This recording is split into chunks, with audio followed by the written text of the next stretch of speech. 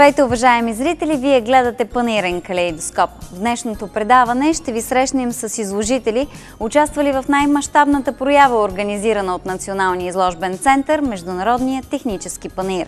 Тази година в него се представиха над 1250 компании от 43 държави.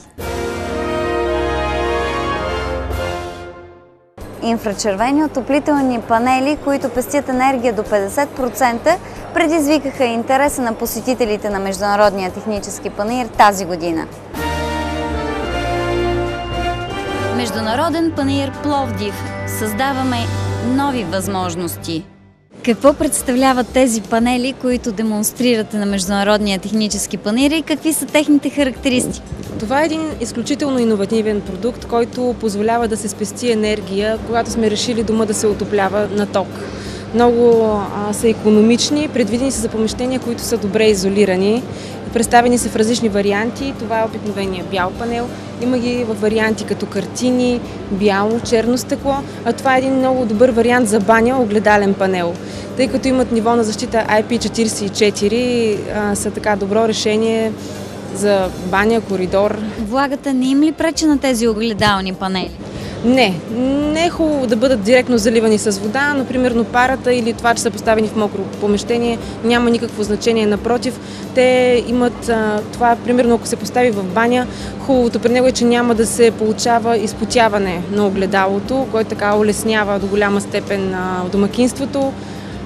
Също така те могат да изсушат примерно стените, ако страдаме от поява на муха, конденс, така доста добро решение са също. Не изсушават въздуха. Кажете ни за една стая, примерно от 15-20 квадратни метра, колко гори един панел, по-икономичен ли е от останалите средства за отопление? Да, много по-икономични са, може да се каже, са 2 пъти по-икономични от останалите решения за отопление на ток. Например, този панел е предвиден за помещение от 15 квадратни метра и гори максимално 650 вата на час. Това какво означава? Това означава 5-6 кружки, все едно сме включили.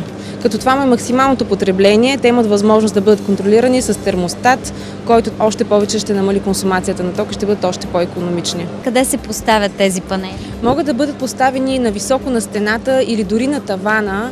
Това поставяне позволява те да огреят цялата стая, тъй като принципът им на действие чрез инфрачервено лъчение, те не затоплят въздуха, затоплят околните предмети, стени, под, таван, които в последствие също излъчват. Това позволява така едно много комфортно и равномерно разпределение на топлината в цялото помещение. Затова и го имаме изискването че са предвидени за добре изолирани помещения, тъй като ако се затоплят стените и те не са изолирани, просто топлината ще избяга. Но благодарение на това, че те греят чрез инфрачервени лъчи и не затоплят въздуха, се получава и тази икономия на електроенергия. Проявиха ли посетителите на Международния технически панаир интерес към вашите панели? Има огромен интерес, радваме се така на много голямо внимание и сме много щастливи и горди от това. Посетителите, наистина вече имаме няколко заявки. Посетителите, просто това наистина е една изключителна новост, която просто поради икономисването на енергия е много актуална в днешно време и така се радва на голям интерес. Това първо ваше посещение ли е на есенния технически панаир?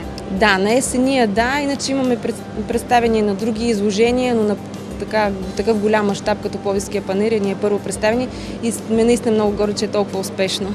Успяхте да сключите сделки? Да. Много и сме благодарни на потребителите, че ни имат такова доверие.